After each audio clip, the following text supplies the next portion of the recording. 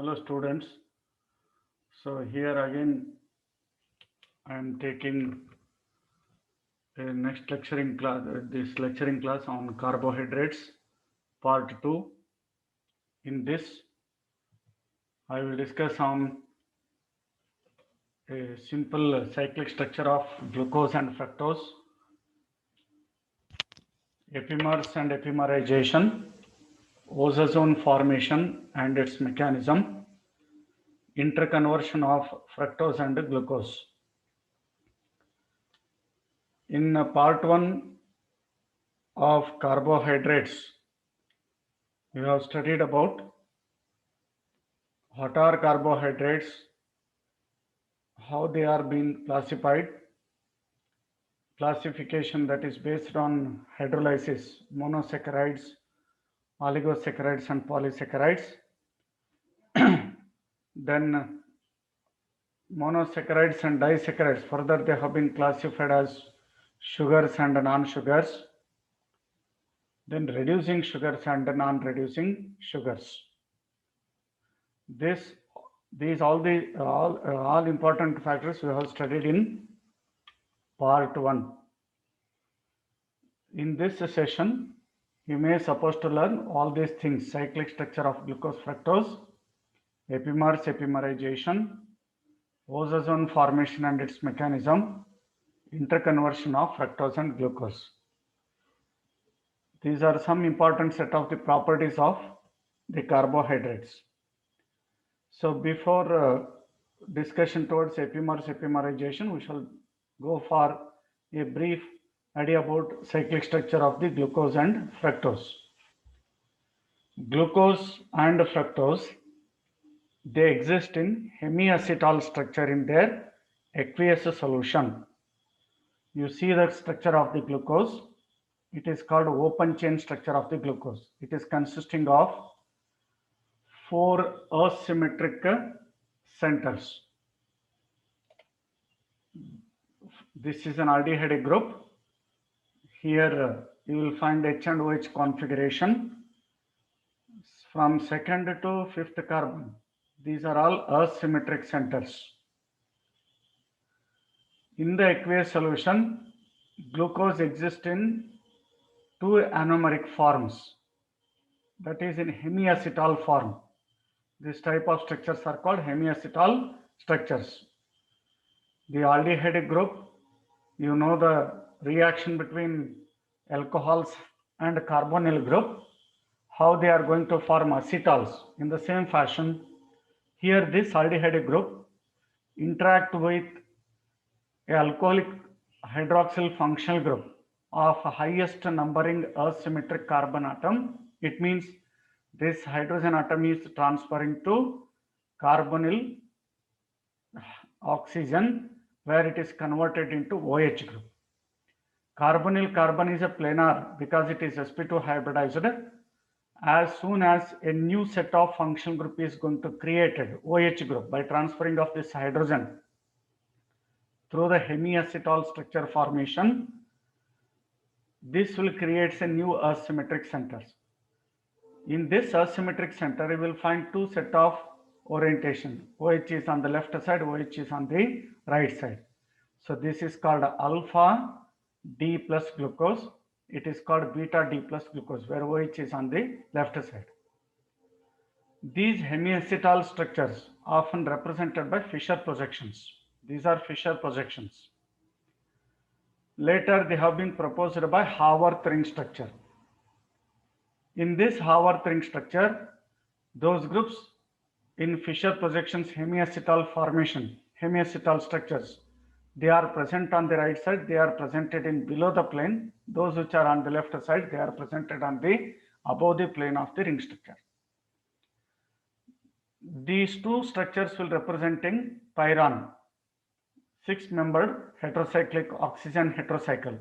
You see here, this is 6-membered, here oxygen linkage, here also you will find oxygen linkage. Hence, they are called by the name that is ended with pyranose. Pyrene, and OS stands for the carbohydrates names because of the formation of osazone derivative, and their names are being ended with pyranose. Here, this isomer is called alpha D plus glucopyranose. Alpha, that is configuration of H and OH on the first earth symmetric center in the hemiacetal formation. This D stands for the relative configuration. What is this relative configuration? In isomerism 2 of third semester, we learned it, relative configuration, by taking glyceraldehyde as an example. In glyceraldehyde,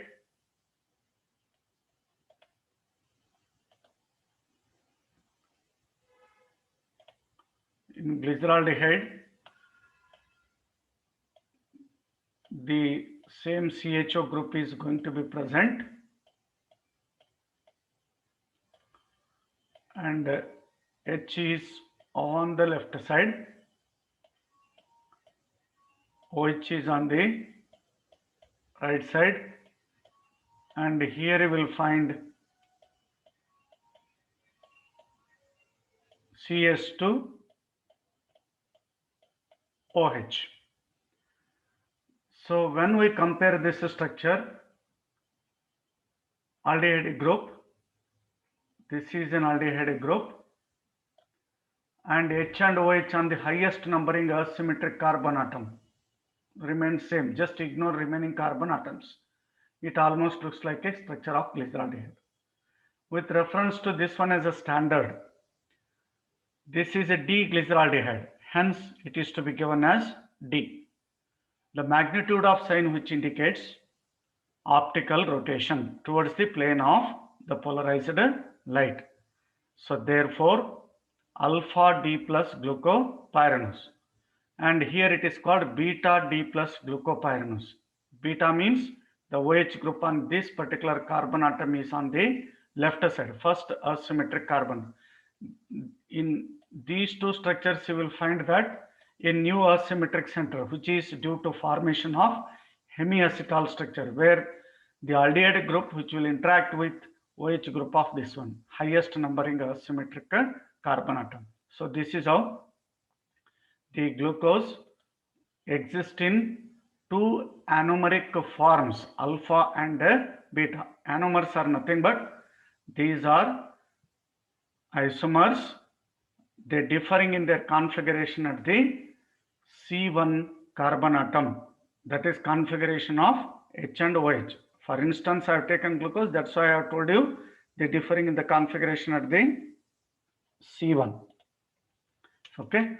Similarly, the fructose is also existing in hemiacetal structure, either in 6-membered or 5-membered. But when you see the structure of the sucrose molecule, there you will find fructose exists in a 5-membered furan ring structure.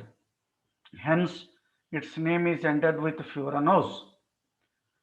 That means this is the open chain structure. First carbon atom is alcoholic, primary alcoholic. Second is last one is also primary alcoholic. Only 3 asymmetric centers are there, third, fourth, and fifth carbon. From highest numbering asymmetric center, there is an interaction between this carbonyl group and OH group in their aqueous solution, and it also exists in 2 anomeric forms, where this carbonyl group is converted into OH group. Already CS2OH is there attached to this carbon, and by transferring of this hydrogen to this oxygen atom in the aqueous solution, as it exists in hemiacetal form, the OH may be on the left side or OH may be on the right side. So therefore it is alpha and beta.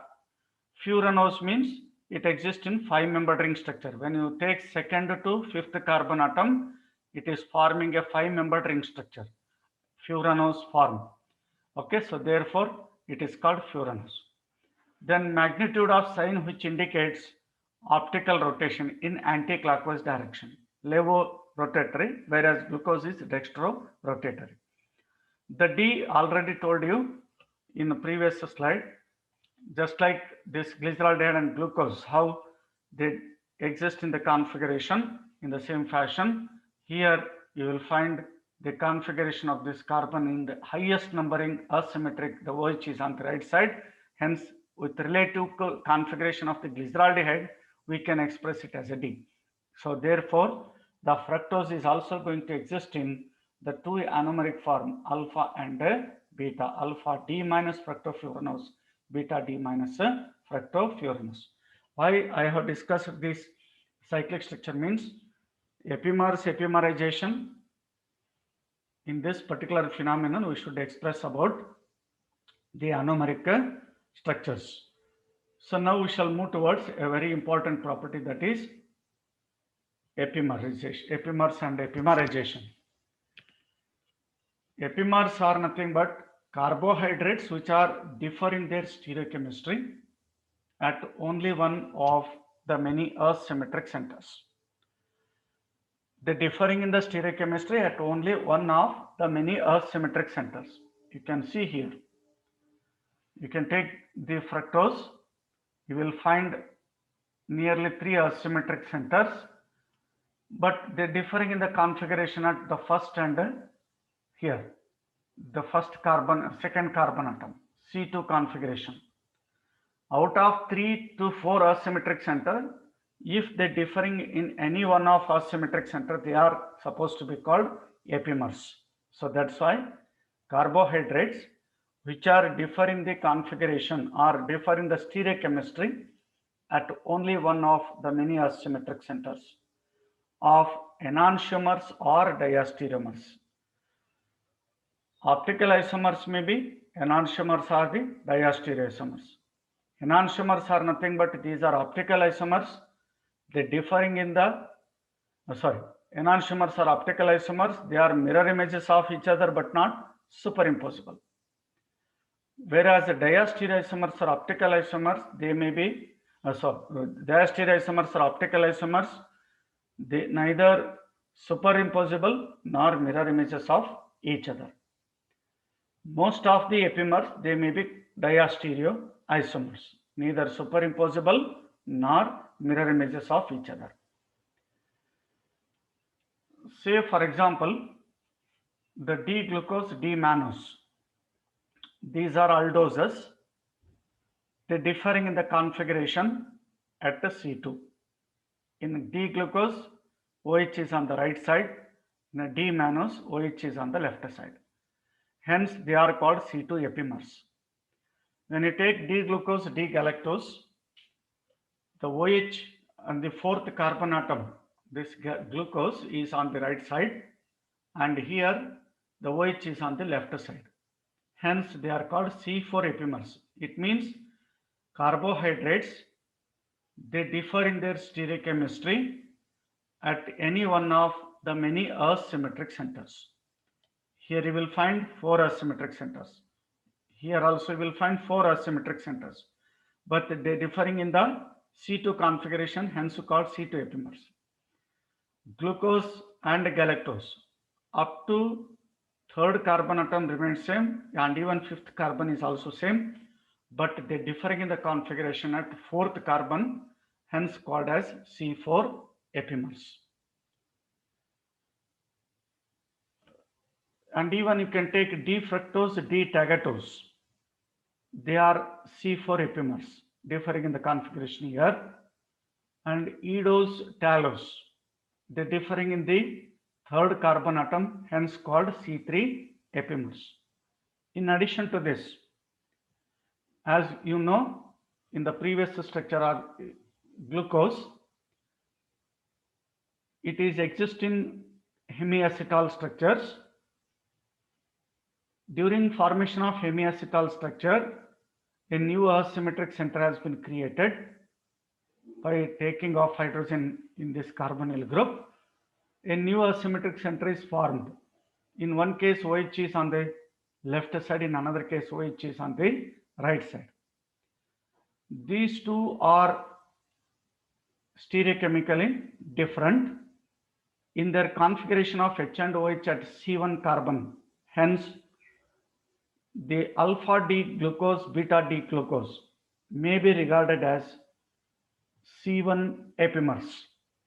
In glucose, the hemiacetal formation generates a new asymmetric center and exist in two isomeric forms, alpha D glucose and beta D glucose, which differ in stereochemistry at only one of asymmetric centers, that is at C1, hence called C1 epimers. These C1 epimers are called anomers, alpha anomer, beta anomer.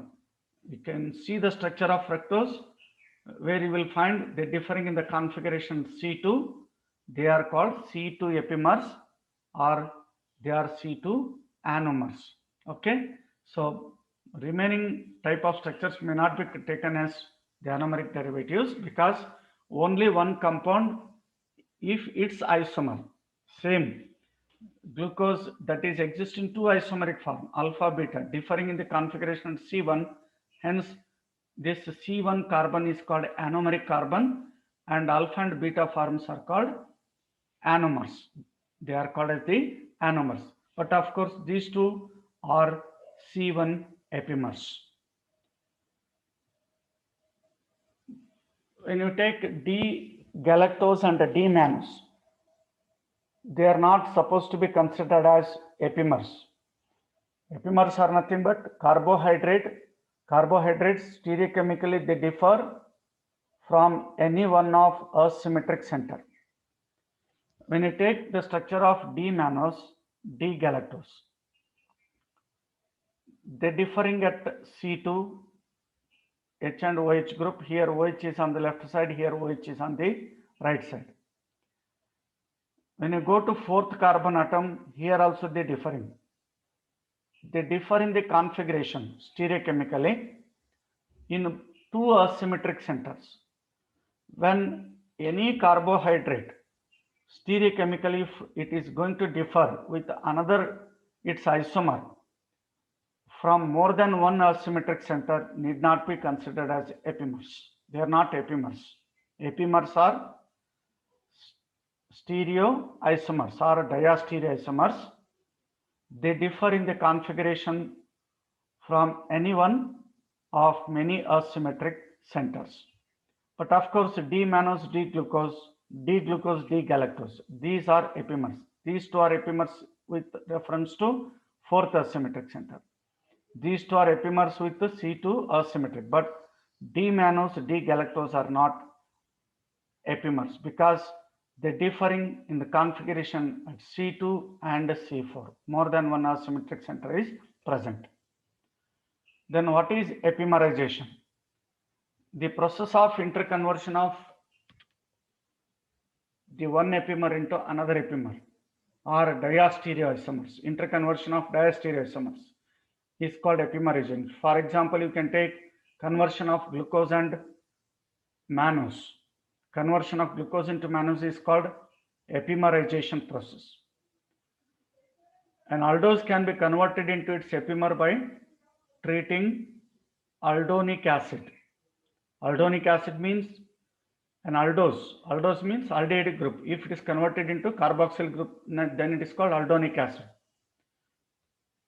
Followed by treatment with pyridine. When an equilibrium is established and is its epimer, and a reduction into respective derivative leads to epimeric compound.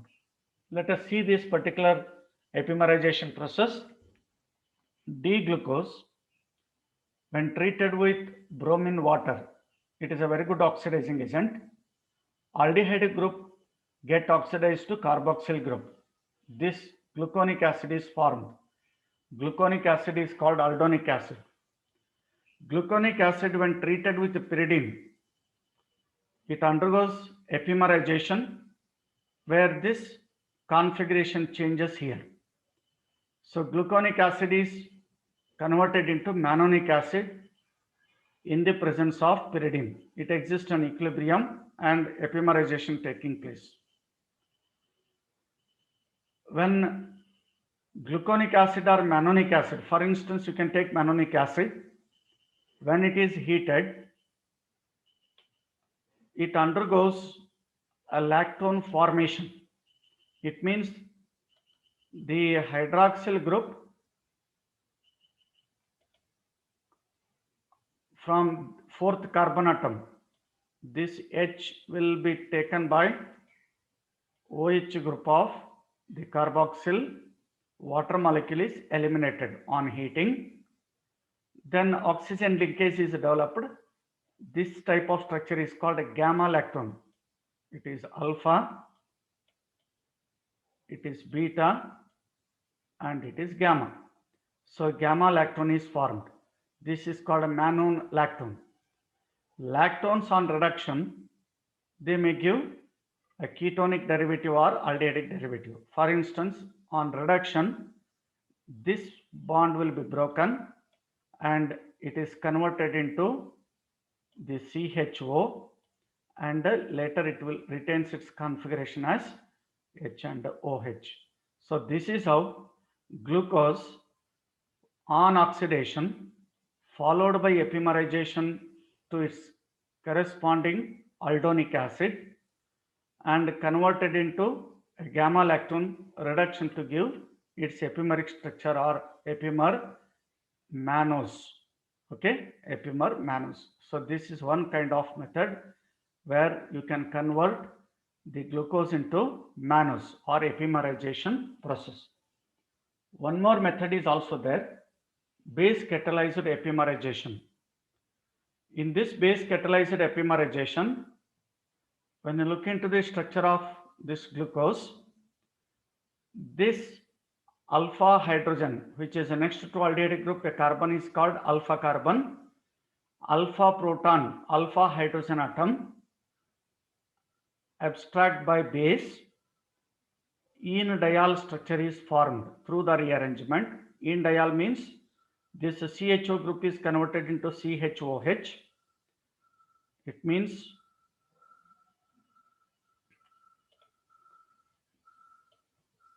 the bonding electrons are shifting in this direction. You will find the formation of OH group.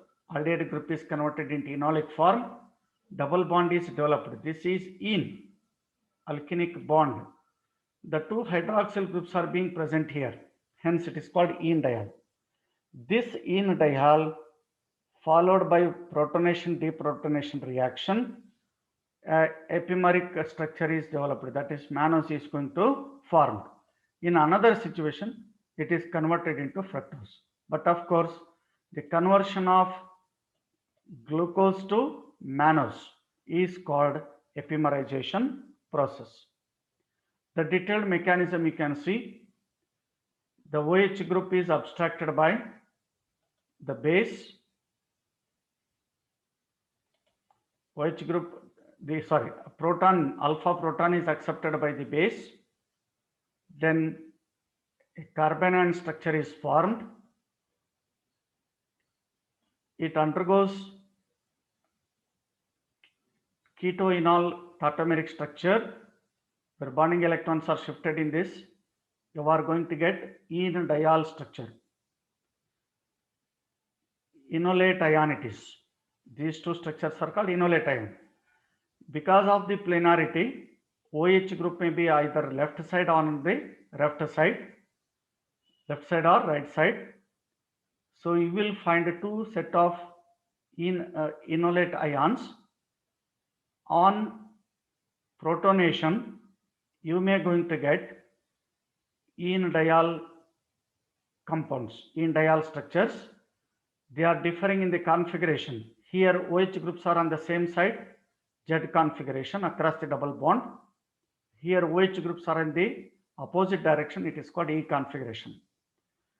These en-diols on deprotonation at C1, this is a C1 deprotonation, you may going to get epimeric aldoses, glucose and mannose. However, the glucose converted into epimeric enolates and followed by protonation, deprotonation, you may going to get a epimer, that is mannose. This is how the mechanism is going to taking place. This is the most suitable mechanism to explain the epimerization process. You may going to practice either by the oxidation with the bromine water, or you may practice this one. This is more appropriate method. This is all about epimerization process. Epimers are nothing but carbohydrates. They differ in their stereochemistry from any one of asymmetric center of enantiomers or the diastereomers. Okay, the process of interconversion of diastereoisomers is called epimerization. For example, glucose into mannose. This is an epimerization process. One is oxidation process, another is a base catalyzed reaction. Next is ozazone formation. This is a very important one. Already you have learned about or you are familiar with reactions of aldehydes and ketones with phenyl hydrazine. When a carbonyl group reacts with phenyl hydrazine to form phenyl hydrazone derivative, aldoses and ketoses, they containing aldehyde group and keto functional group. In fact, they react with the phenyl hydrazine to form respective hydrazone derivative, phenyl hydrazone. But however, the glucose and fructose, they react in a 3 equivalents of phenyl hydrazine. You will get a bisphenyl hydrogens. Bisphenyl hydrogens. Both functional groups will react. Bisphenyl hydrogens, often called as ozazone. This is how ozazone formation is taking place. It means an aldose or a ketose, when reacts with the 3 equivalents of phenyl hydrazine to form bisphenyl hydrogens, commonly called as ozazones, the process is called ozazone formation. In this process, the first 1 mole react to form hydrazone derivative, rearranges to react with another mole, followed by elimination of aniline, and further it will react to form bisphenyl hydrazone along with elimination of ammonia and water. So this entire process is called the ozazone formation. So here both glucose and fructose, they react with the phenyl hydrazine in a 3 equivalents and to give same ozazone. This is a very useful reaction to identify or to separate the monosaccharides. Though glucose and fructose, they can form same ozazone. Here in the first case, aldehyde group will react, here ketonic group will react. Second mole will react here from this CHOH, here this will be reacting, later converting into aldehyde group, and same ozazone is formed, bisphenyl hydrazone. But the ozazone formed from fructose, their crystals are entirely different in the shapes with the crystals of the glucose. Crystalline shapes of glucose ozazone is different. Crystalline shape of fructose ozazone is different. From that, we can identify whether glucose or fructose is going to present. This is a general sequence of reaction. Instead of writing, because only first 2 carbon atoms will undergo reaction with the phenyl hydrazine. Okay, bisphenyl hydrazone is formed. That's why you can practice without writing other carbon atoms, D-glucose, fructose, mannose. For all these, you will find same set of configuration from 3rd carbon atom, but first 2 are retracting with phenyl hydrazine. What is the mechanism for this ozazone formation? You can see here, this glucose will react with the phenyl hydrazine, that is 1 mole. First it forms glucose phenyl hydrazone. This glucose phenyl hydrazone undergoes rearrangement. Here this will transferring, because it is a highly electronegative part or withdrawing part of the structure, it is proton is transferring here through the rearrangement. A imine structure is developed here. Further, this intermediate will undergoes Amadori rearrangement. Later I will explain it. What is Amadori rearrangement? Through the Amadori rearrangement, it results in the formation of imine ketone. This imine ketone, here ketonic functional group, aldehyde group is converted into secondary alcoholic functional group is converted into ketonic functional group through the rearrangement reaction. It means phenyl hydrogen react with this first aldehyde group, and later through the rearrangement, Amadori rearrangement, imine ketone is formed. Indirectly, it undergoes oxidation process. This imine ketone further reacts with one more molecule of phenyl hydrogen, so that through this it is going to form imine phenyl hydrazone derivative, glucosamine phenyl hydrazone derivative. And here this part is also again react with the phenyl hydrogen to form bisphenyl hydrazone. So this is how ozazone formation is taking place. But in the mechanism, these two steps are very, very important, where Amadori rearrangement is taking place. What is this Amadori rearrangement? The Amadori rearrangement is an organic reaction. It is describing the acid or base catalyzed isomerization or rearrangement reaction of the N-glycoside of an aldose or the glycosylamine to the corresponding 1-amino 1-deoxyketose. You see the structure. It undergoes rearrangement reaction 1-amino 1-deoxyketose. Here you will find this kind of amino ketone. So therefore this kind of rearrangement is called Amadori rearrangement. So the rearrangement usually preceded by the formation of alpha hydroxyimine by condensation of an amine with an aldose sugar. The rearrangement itself entails intramolecular redox reaction, converting this into alpha hydroxyimine to an alpha ketoamine. You can see this. Internally it undergoes redox reaction at this position and converted into alpha imine ketone. With respect to this ketonic function group, you can consider as it is an alpha carbon. This is an alpha imine ketone is formed. Later, these two groups are very reactive. They would react with the second mole and third mole of phenyl hydrogen to form bisphenyl hydrogen.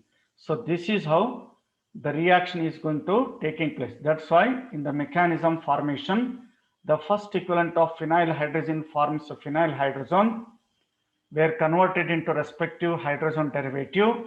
Later it undergoes Amadori rearrangement to give alpha imine ketone, and followed subsequently it reacts with another 2 moles of phenyl hydrogen.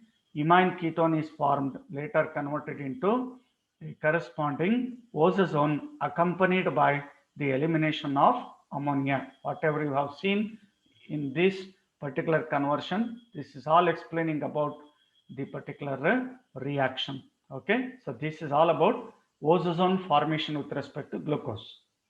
Even fructose is also undergoes same set of reaction. Here first ketonic functional group will react phenyl hydrogen to form fructose phenyl hydrazone. It proceeds by Amadori rearrangement to give imine aldehyde. In previous case, it is formation of imine ketone because secondary alcoholic functional group is converted into ketonic functional group through the redox reaction. Here ketonic functional group and this will react. This primary alcoholic group is converted into aldehydic functional group. Okay, so that's why you will get imine aldehyde. Later these two groups will react with a phenyl hydrogen. First aldehyde group will react, hydrogen derivative is formed. Later third mole will react by the subsequent elimination of ammonia to give fructosazone. So this also proceeds by Amadori rearrangement. So this is how the ozazone formation is going to taking place. The question arises, why this ozone formation takes place only at C1 and C2. Beyond C2, no reaction is taking place. The reason is during Amadori rearrangement, once a bisphenyl hydrogen derivative is formed, these two carbon atoms are undergo intramolecular hydrogen bonding. A stable cyclic structure is going to develop through the intramolecular hydrogen bonding. This is C3, C4, C5, etc. These two are, this is a C1, it is a C2, and here you will find intramolecular hydrogen bonding. This cyclic structure becomes more stable. Further, it cannot allow us to react with phenyl hydrogen. That's why beyond C2, you cannot find the ozone formation or reaction with the phenyl hydrogen. Then you can see what are the important applications. As already I have told you, this is very useful reaction to identify the sugars based on their crystalline shapes. And even the time of formation of the ozone is also different from one carbohydrate into another carbohydrate. For example, you can take glucose. It gives ozone formation in 2 minutes, whereas the fructose will take about 5 minutes. And structurally, they are going to different. Their reactions are going to taking place. It means the ozone formation, which involves only first two carbon atoms, the reaction has also been used to correlate the configurations of two sugars if they differ only at C1 and C2. So these C1, C2 will representing the configurations. So this is how ozone formation plays a very, very important role. Based on this ozone formation, we can practice the conversion of glucose into fructose. The conversions are very, very important. The conversion of glucose into fructose and vice versa. Glucose, already we have seen, if it reacts with the 3 equivalent of phenyl hydrogen, it is forming glucose-ozone derivative. The ozones on reduction to give respective derivative like glucosone. Glucose-ozone on reduction gives glucosone. It means this part is converted into aldehydic, this part is converted into ketonic functional group. As already we have seen Amadori rearrangement, there is imine ketone is formed. So imines ketones on reduction to give the glucosone. So therefore, glucosazone on reduction gives glucosone. If no ketonic functional group, it is called glucose. But of course, ketone functional group is there, so therefore it is called glucosone.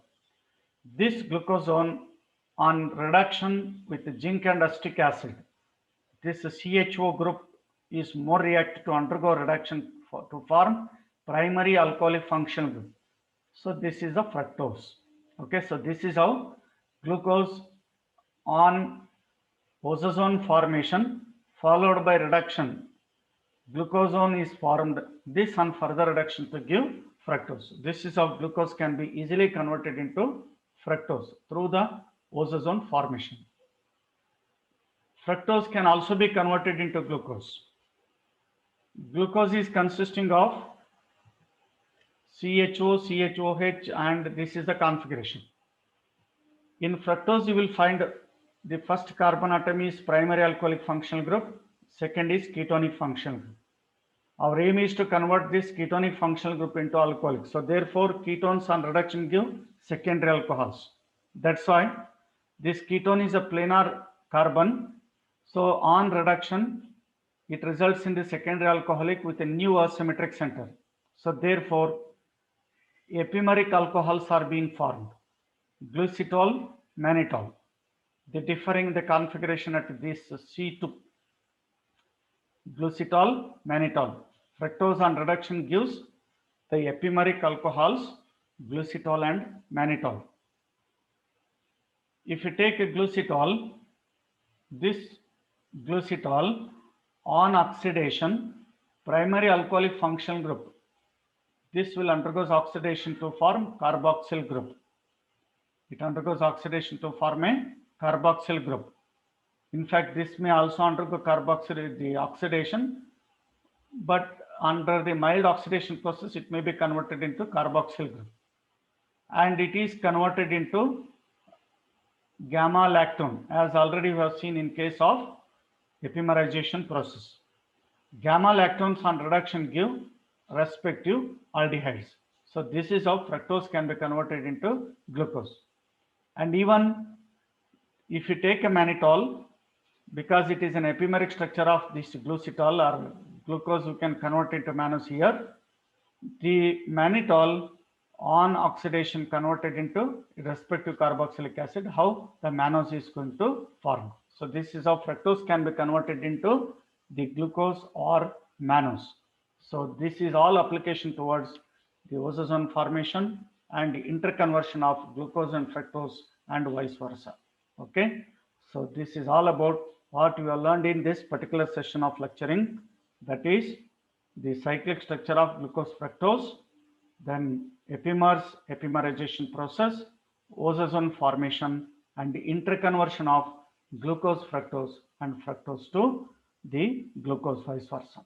Okay, so with this I will stop it here, and in the next session of this carbohydrate part 3 we may discuss some more interconversions. Okay, thank you very much. Be safe and be careful. Thank you.